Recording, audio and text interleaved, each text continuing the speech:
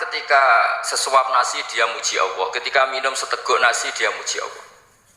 Itu kalau orang diridhoni Allah itu wali betul. Itu untuk jadi wali itu gampang. Kamu makan ridho, kamu ninjak buminya Allah ridho seneng, kamu hidup keseharian aman seneng. Nah ini supaya sampean kita semua lah, kita semua ngaji betapa panduan Rasulullah untuk menggapai ridho Allah itu banyak yang keseharian sekali. Saking kesehariannya banyak dalam hadis dan itu sahih. Nabi menyebut hal-hal yang keseharian. Hatta ma tas'alu fi imra'atika, kamu punya uang kemudian istri kamu bisa makan itu ibadah. Bahkan sebagian ibadah itu dicontohkan Nabi yang akhirnya diprotes sahabat. Yaitu wa fi buti ahadikum sedekah, kamu menggauli istri kamu itu ya sedekah. Sampai sahabat bilang yang benar ya Rasulullah. Ayati ahaduna syahwatahu wa huwa lahu ajrun. Masa urusan biologis, urusan syahwat kemudian dia dapat pahala. Nabi menjawab, alai salawatu aha fi haramin akana alaihi wisrun. Bagaimana kalau dia meletakkan ke yang tidak benar itu kan dosa. Nah, hal-hal seperti ini yang saya ingin teman-teman semua lah, semua. Saya juga agak ingin ngaji demi Anda juga agak ingin. Itu dosa sekali ngaji kok. Pesanan kelompok tertentu itu gak boleh. Islam itu untuk semua. Jadi ya cuma karena di depan saya jenengan ya seakan-akan jenengan korbannya. Itu ada ilmunya dalam usul fikih itu. Jadi orang itu harus ngaji usul fikih. Nama yang disebut, mungkin Mas Sufyan masih ingat zaman ngaji usul fikih. Nama yang disebut itu tidak jaminan sebagai prioritas perintah. Jadi misalnya gini, kebetulan yang di depan Nabi itu Abu Dzar. Nabi ya bilang, ya Abu Dzarin ini uhibbuka misalnya, atau ya Mu'ad ini uhibbuka, atau ya Abu Hurairah ini uhibbuka misalnya. Banyaklah riwayat yang Nabi nyebut ya Abu Dzarin, ya Mu'ad, ya Abu Hurairah. Kemudian misalnya Nabi meneruskan khitab, ini uhibbuka, saya mencintai kamu, fakul dubur sholatin, atau sebagian riwayat disebut fala tada'an la dubura kulli sholatin Allahumma inni ala dzikrika wa syukrika wa husni ibadatik. Saya mencintai kamu, siapa saja, Mu'ad bisa, Abu Dzar bisa siapa. Saya mencintai kamu, mohon kalau habis sholat kamu jangan lupa wiridan Allahumma inni ala dzikrika. Ya Allah, tolong kami permudah supaya mudah ingat Engkau. Anda tidak bisa mentang-mentang, wong nama saya Parmen, nama saya yang diperintahkan Mu'ad. Jadi yang disebut satu, tapi khitab itu untuk siapa saja. Saya teruskan. Jadi saya mohon semua kita melakukan kebaikan itu, kalau dalam kaidah fikih disebut al yakin la yuzalu bisyak. Banyak kebaikan yang kebenarannya itu 100%, tidak punya efek samping ke pihak lain, ke kelompok lain, ke komunitas lain. Itu tadi misalnya Anda makan dan itu murah sekali, hanya butuh satu piring, setiap punyaan kamu muji Allah, setiap minum kamu muji Allah. Itu redaksinya Rasulullah SAW disebut Allah sangat ridho ketika seorang hamba makan kemudian dia memuji Allah, atau minum kemudian dia memuji Allah. Logikanya gampang, negara seperti ini yang kamu harapkan bentuknya kayak apa, mertua, ipar, komunitas, tetangga, itu nyata terjadi itu kan belum pasti. Sementara yang mesti terjadi adalah kamu butuh makan, kalau tidak mati, butuh minum, kalau tidak mati, butuh bumi yang nyaman ditempati, kalau tidak kita juga mati. Sebab itu Allah kalau menyebut nikmatnya itu hal-hal yang keseharian. Alladzi at'amahum min ju'. Allah itu siapa? Allah itu yang menciptakan kamu bisa makan. Tidak berlebihan, Allah itu yang menciptakan kondisi sosial itu ideal. Zaman Nabi itu ya ada orang munafik. Orang-orang pilihan Allah itu juga diuji orang sekelilingnya yang macam-macam. Semua diuji sesuai konteks zaman dan waktu. Nah, tapi ada ibadah-ibadah yang selalu disarankan Nabi. Sampai Nabi itu pernah ditanya, ayul islami khairun ya Rasulullah, Islam terbaik itu gimana? Jawabannya Nabi itu unik. It'amut to'am, Islam terbaik itu ya makan-makan, jangan santai-santai. Ketika Allah menyebut beberapa kebaikan, falak tahamal aqobah, wa ma adrokan apa? Mal aqobah. Terusannya apa? Fakku rokobah. Terusannya apa? Au it'amun fi yaumin di masubah. Ya itu acara makan-makan itu juga Islam. Kenapa? Ya bayangkan kalau tidak ada makanan, kita mati kan?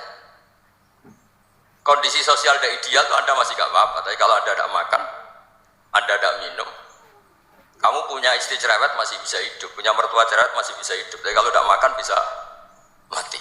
Berarti penting mana istri sama makan? Penting mana? Makan. juga istri Anda dengar, nanti kamu disuruh makan tapi pulang deh. Itu kalau dibahasakan makan masih memahami. Penting mana nasi satu piring dengan istri. Nggak ada nasi mati, nggak ada istri belum mati. Penting mana? Gak berani jawab kan? Nah, ternyata Anda ada garang kan di depan istri. Jadi saya mohonlah, mungkin Mas Sufyan Sauri tadi yang bisa bantulah teman-teman tuh ngaji yang keseharian saja. Karena kita nyari ridho Allah itu berdasar firman Allah, dan firman Allah itu menyebut keseharian tuh riang, gampang. Yaitu tadi misalnya wa min ayatihi manamukum bil laili wan nahar. Termasuk ayat-ayat Allah itu kamu tidur. Maka dulu itu ada guyonan, ada tokoh Mu'tazilah, kelompok dalam Islam yang berpikir manusia itu bisa menentukan ikhtiarnya sendiri. Karena saya bisa duduk, ingin berdiri. Karena kelompok ini nggak terima kalau semua kehendak Allah, nanti bagaimana kalau semua kehendak Allah kok ada hisab ya, ada sanksi. Lucunya itu dia akhirnya, ini cerita ya, mencintai seorang perempuan cantik sekali. Dan itu dia menjadi ahli sunnah itu oleh hal-hal yang sepele. Karena istrinya cantik, ya namanya suami istri hubungan intim. Terus ditanya, Mas masih ingin lagi? Masih. Silahkan diulang lagi. Wah ya tidak bisa. Katanya manusia bisa menentukan yang diinginkan. Itu tobat itu. Itu nggak bisa ditobatkan Mas Sufyan Ats-Tsauri. Orang cantik yang mudah nobatkan orang itu orang cantik. Segampang itu. Akhirnya kita tahu, makanya kalau dalam kitab Hikam itu disebut al-aqil mayyakul madza yaf'alu wa hubi wal ghafil mayyakul madza af'al. Orang yang punya akal karena sadar ini wilayah Allah, semua milik Tuhan, itu dia tiap hari berpikir besok Allah akan melakukan apa terhadap dunia ini. Kamu merencanakan sesuatu, mau plesir ternyata gempa, mau wisata ke Rusia ternyata perang. Kamu tidak pernah tahu apa yang akan terjadi besok. Wa ma tadri nafsum madza taksibu ghadan. Tapi anda semua kita ini sering punya jadwal permanen. Makanya saya kalau diundang siapa saja, sana takdir. Yang jelas Gus ini acara penting. Ya masih acara penting, nak pangeran ngersakno kowe piye? Kowe ape dadi pangeran, kamu kok mau jadi Tuhan? Itu kadang ya kiai. Penting Gus acara ini jenengan harus memastikan bisa. Yo kamu itu yang ngajarin tauhid, sesuatu itu biadillah, kok bilang-bilang apa pasti. Kalau maksa terus tak tobatkan kamu kata saya. Ya kalau gitu Gus bilang insya Allah. Wah itu hati saya, fisik saya, roh saya sudah bilang insya Allah. Tidak usah kamu latih kata saya. Nah hal-hal tauhid keseharian itu gampang sebetulnya. Wal ghafil yaqulu madza af'al. Tapi orang yang lupa Allah dia setiap hari bilang besok apa? Kita bisa melakukan apa? Seakan-akan dia itu aktor, dia penting, dia subjek permanen dia. Padahal kita ini hanya objek kehendak Allah Subhanahu wa taala. Karena kita yakin sesuatu yang terjadi di alam raya ini kita tidak bisa apa-apa. Makanya saya sering ngaji, sering bilang ketika Anda mensifati Allah, dia yang menghidupkan. Sudah itu tanamkan, sehingga ketika kita mati, santai saja. Kenapa santai? Allah punya cara menghidupkan kita. Zaman kita hidup juga gak tahu caranya ngelola jantung, ngelola paru-paru. Kamu juga gak tahu ngelola oksigen yang tidak beracun, tidak mengandung polusi. Tahu-tahu hidup. Gak ingin tua ya tahu-tahu tua, gak ingin mati tahu-tahu mati. Selama ini kita hidup juga gak tahu apa-apa sebetulnya. Hanya gaya tok, punya jadwal, punya planning. Kalau kamu bisa menentukan pilihan Anda, pasti Anda istrinya cantik, 4 neriman semua, kona'ah semua. Nyatanya enggak kan? Ada 1 jelek, cerewet. Oh itu kan, nyatanya enggak bisa apa-apa Anda kan? Dan kamu bawa mati lagi. Itu kan, istri Anda juga gitu, punya keinginan, punya suami yang ganteng, yang jabat, yang neriman, yang enggak poligami. Ya enggak kesampaian juga. Kalau kita ngitung tingkat kegagalan kita itu gagal terus. Ya kan? Nah, terus ingat Allah, madza yaf'alu wa hubi. Orang yang punya akal selalu berpikir Allah itu menghendaki apa terhadap saya. Lalu sama-sama orang melihat orang yang serius, itu kata Anda itu pemikir berat, serius, senang punya tokoh yang merengut tuh, karena kamu anggap serius. Tapi sebagian orang anggap orang yang serius itu wong merengut, wong masam, wong muka kok ditekuk. Jadi sama itu hati yang muqallibal qulub tsabbit qalbi ala dinik, karena kita enggak tahu cara berpikir kita tentang orang lain, tentang sekeliling kita. Misalnya kita orang baik yang jenis ngurmat fakir miskin, ada orang bangun masjid mewah itu janggal. Apa artinya masjid mewah kalau banyak orang kelaparan? Tapi kalau yang jenis pendidikan, apa artinya masjid mewah kalau tidak bisa ngaji? Nanti yang jenis infrastruktur, apa artinya ini kalau semuanya punya sudut pandang yang berbeda-beda. Dan Islam mengapresiasi semua kebaikan. Tapi katakan semua kebaikan itu adalah kehendak Allah Subhanahu wa taala. Karena apapun baik Anda itu pakai fasilitas yang diberikan oleh Allah Subhanahu wa taala. Sehingga ini yang disebut qulillah tsumma darhum fi khawdihim yal'abun. Ya, kembali tadi ke tema-tema bahwa keseharian Anda ini sudah Islami. Saat Anda tidak bisa melakukan apa saja.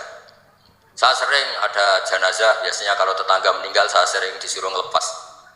Saya bilang orang ini baik karena sering ngelamun di rumah, sering nganggur di rumah. Ditanya sama anaknya, kenapa Gus nganggur baik? Ya kalau dia nganggur artinya juga gak berbuat sesuatu yang maksiat kan? Ya kan, orang nganggur di rumahnya ya tidak bunuh orang, tidak maling, tidak korupsi, ya namanya nganggur di rumah. Lah cuma istri cara pandang nganggur gak menghasilkan uang itu, tapi juga gak menghasilkan kriminal kan? Jadi sebenarnya Islam itu, makanya kalau sampai ngaji usul fikih itu ada kitab usul fikih namanya Lubul Usul, itu terkenal sekali di pesantren itu kalau ngapresiasi keseharian itu luar biasa. Isma min mubahin illa wa yatahaqququ bihi tarku haramimma, karena keseharian yang mubah saat Anda lakukan itu ada kehebatan yang luar biasa, yaitu meninggalkan haram. Makanya dulu banyak orang-orang alim ketemu temannya itu guyon sampai semalaman. Itu biaya yang semangat Islam itu, kiai kok tidak tahajud, kiai kok tidak witir. Orang yang sedang mapan uangnya banyak, malam itu tidak kelayaban itu sudah luar biasa. Melawan nafsu supaya tidak maksiat itu sudah luar biasa. Supaya lupa guyon sama temannya semalaman sampai subuh. Gejolak-gejolokan kenang zaman miskin, zaman kuliah gak jelas, zaman apa. Melihatnya jangan tarkut tahajud. Seperti ini meninggalkan tahajud, tapi meninggalkannya ini talkul muharramat. Jadi kayak apa hebatnya? Sehingga Imam Ghazali punya riwayat yang agak unik. Hatta takuna ibadatu akhiri hadil ummah iku an-naum. Sehingga suatu saat ibadah terbaik umat ini itu tidur. Itu kan riwayat kontroversi. Ketika Imam Ghazali tanya, kenapa iya? Kenapa kamu mulai keluar dari rumah itu sudah banyak maksiat, melihat perempuan yang enggak mahram, melihat fenomena. Tapi kalau kamu tidur itu enggak melihat apa-apa. Tapi juga kamu jangan menganggap tidur itu ibadah betul. Saatnya melakukan fardu ain malah masih tidur. Tapi itu sudut pandang yang menjadikan kita Islam itu gampang. Jadi saat Anda tidak bisa aktivitas apa-apa, misalnya ada beberapa orang yang lumpuh. Lumpuh itu memang nggak bisa Jumatan, nggak bisa ibadah, tapi dia juga nggak bisa maksiat.